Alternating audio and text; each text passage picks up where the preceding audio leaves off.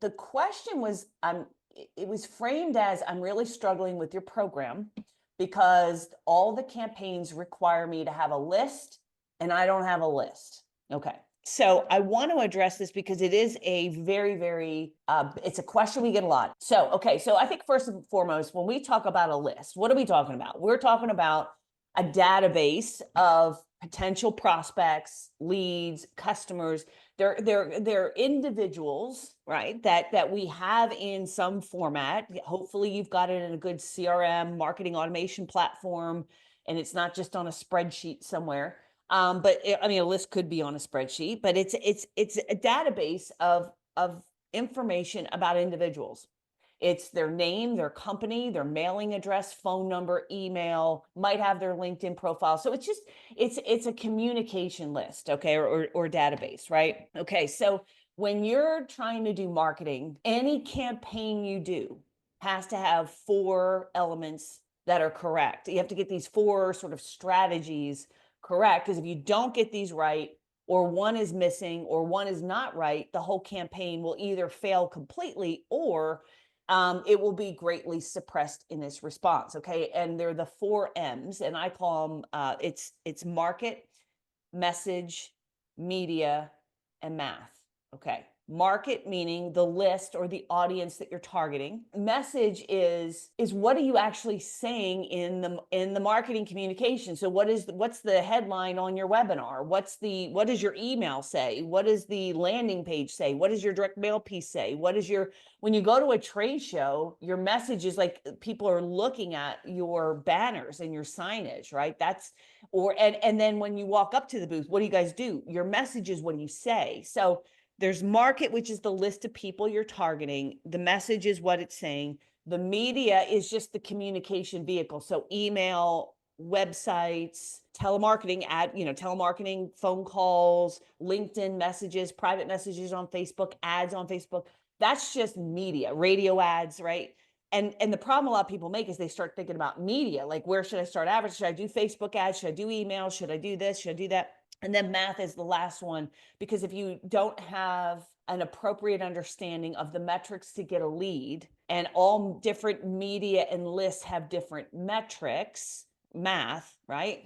If you don't understand that, you could be doing a campaign and not get the results you want because you didn't do proper, appropriate backwards planning on the math part. So like, for example, if you are like, we're just talking about telemarketing calls, right? So an SDR. So in general, when an SDR is making outbound calls to book an appointment, typically the connection rate are from dials to when they actually get to the decision maker, not voicemail, not gatekeeper, all the other dials to actual connection pitch rate is somewhere around 3%, should be somewhere around 3% to 6%.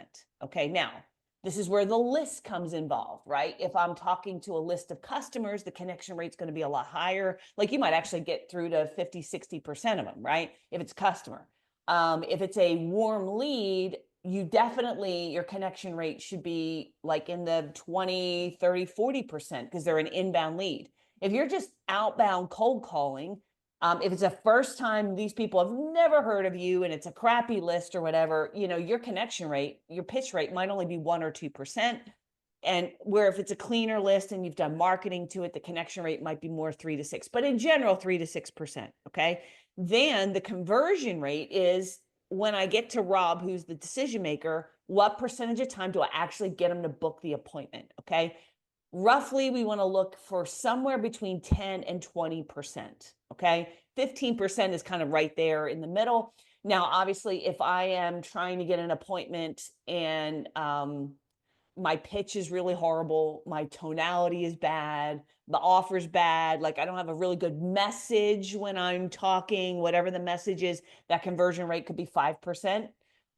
If the message is really good and the SDR is very good and skilled and knows the script and tonality is great, you might get a 25% conversion rate, right? And we have like 8 SDRs, so we see, I mean, there's some that are really good and others, and the same script, same list, same everything, right? So market, message, media, math. All right. So those are the things that you have to know. So like, again, going back to math, if I make you know, if I need to get one lead and my conversion rate is 15%, that means I need to talk to about 7 people.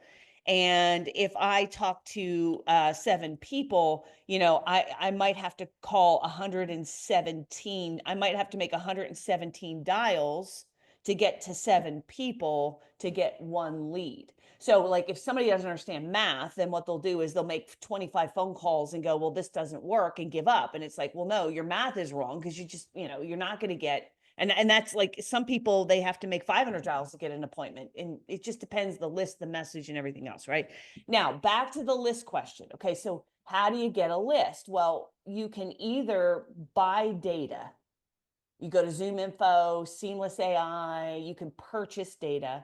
You can scrape data. You can go on Google and just look for directories and scrape it. You know, I mean, you can go on the dark web and scrape it for that matter, right? I mean, there's ways you can just get what I call like a force get list. In other words, you went out and you purchased the data, you scraped the data, you obtain this list in some form or fashion. All right. And the other way to build a list is you do marketing and you get people to respond. So you run Facebook ads, LinkedIn ads, you do SEO, direct mail, telemarketing, trade shows, referral campaigns, all the things that we do. And you're getting inbound leads. And those inbound leads are, of course, a list. They're a list of unconverted leads and prospects, right? So those are the 2 ways you can build a list, okay? Now, it's kind of like chicken and egg, right? Because you might say, well, I need a list in order to do the marketing to get the leads. And you do, unless you're like on Facebook or something, but you're dealing with a cold audience, and that's something else. Or you're doing SEO. You don't like go buy a list and then do SEO to a list. You're doing SEO, and you're targeting the audience that might be searching on a keyword. That's going to be your list. But in general, if you need a list, you know, you go and you acquire this list. You could also, by the way, go on LinkedIn, and LinkedIn, you could just connect with people on LinkedIn as an outreach. And so, you know, the person that I was coaching, you know, was kind of frustrated because they're like, well, I don't have money for Seamless AI. I don't have, like, I can't. And then on top of that, you still need to reach out to that list. So just having a list is like step 1. You still got to call, email, mail them, reach out on LinkedIn, reach out on social media or whatever, go walk into like, there still needs to be a communication vehicle that gets the message you have to the person, right?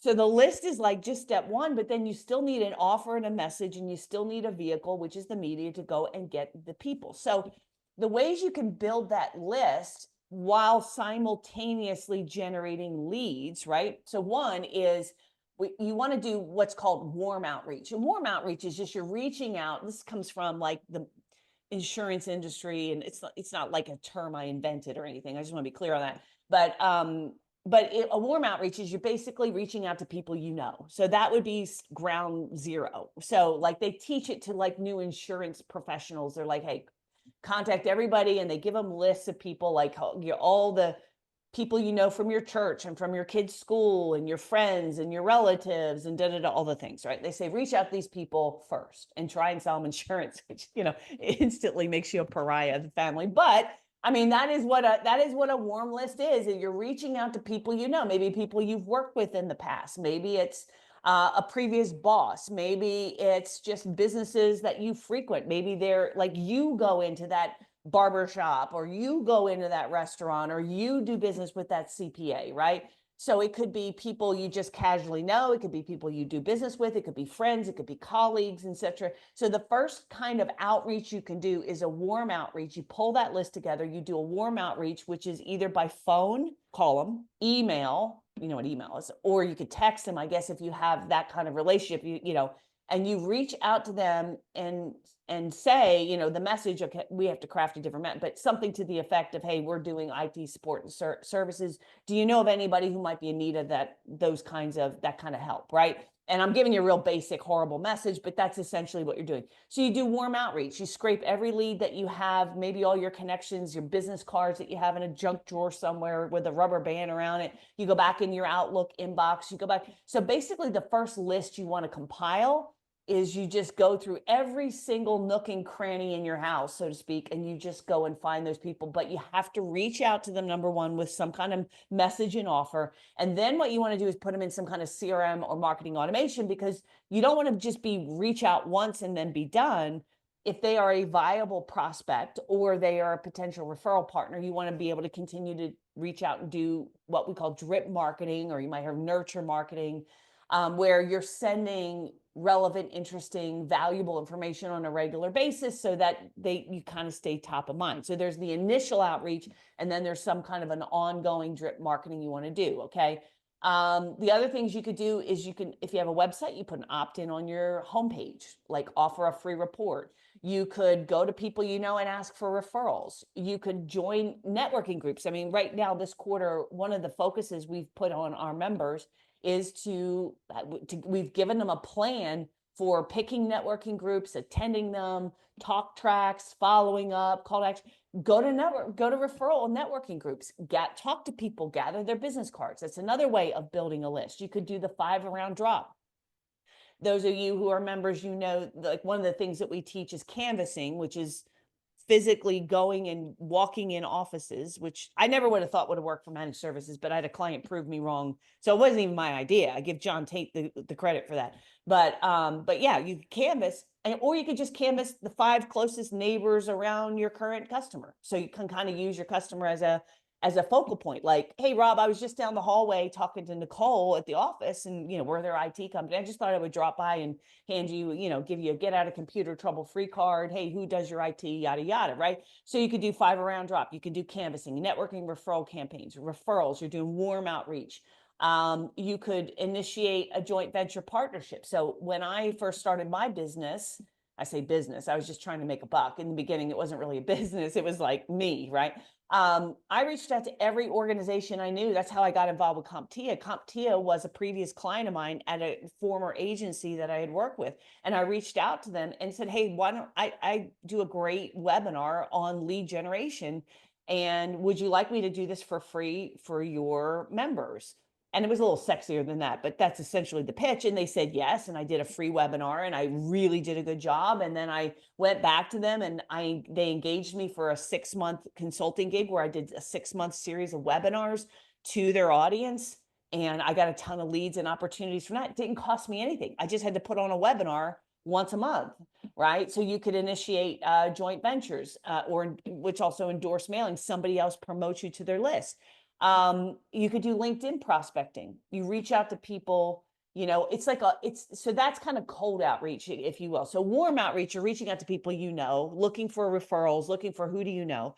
Cold outreach is you're just talking to potential prospects who could buy from you, and you're just saying, hey, we do IT support. Would you want some? Now, it's a little sexier than that, and we have offers and messaging and everything else in the toolkit. We give you that. But that's another way of building the list. Now, as you're doing all of these things, the critical component is that you put these contacts into a CRM marketing automation platform, and you put notes on them, and you put full, complete contact information, their name, their phone number, their email, notes on what the conversation was. When was the last time you talked to them?